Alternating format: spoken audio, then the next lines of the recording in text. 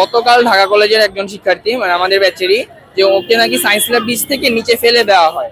এখন বিষয় হচ্ছে যে ওর উপরে যারা হামলা করে তারা ছিল সিভিল ড্রেসে। তো এখন এই ক্ষেত্রে ঢাকা কলেজ দাবি করলো যে এটা নাকি সিটি কলেজের স্টুডেন্টরা করছে। এখন যেহেতু সিভিল ড্রেসে ছিল এবং পুলিশ তদন্ত করছে যেটুকু পর্যন্ত, এবং সংবাদ মাধ্যমে যা দেখানো হয়েছে যে এখন পর্যন্ত জানা যায়নি সেটা কারা হামলা করেছে।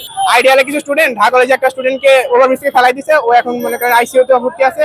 আর ঢাকা কলেজের স্টুডেন্ট মনে করছে সিটি কলেজের স্টুডেন্টের কাজ, এই জন্য ওরা আজকে এই ঘটনা করছে। কলেজের বাচ্চারাই কলেজের বাচ্চাদের অ্যাটাক করতেছে, এটা তো আসলে কাম্য না। এখানে কোনো জুনিয়র সিনিয়র না, সেম এজের বাচ্চারা সেম এজের বাচ্চাদের সাথে ঝগড়া করতেছে। আর ওদের অ্যাটাকটা এমন টাইমে হয় যখন আমাদের মেয়েদের ছুটি হয়, ছেলে বাচ্চাদের মানে তখন ওরা ছেলে বাচ্চাগুলি ঢুকে, ওদের মেন আক্রোশটাই হলো ছেলে বাচ্চাদের সাথে, ঠিক আছে। কিন্তু মাঝখানে যখন আমাদের বাচ্চাগুলি বের হয়, ছেলেরা ঢুকে, এই অ্যাটাকের শিকার কিন্তু ছেলে মেয়ে দুইজনই হচ্ছে।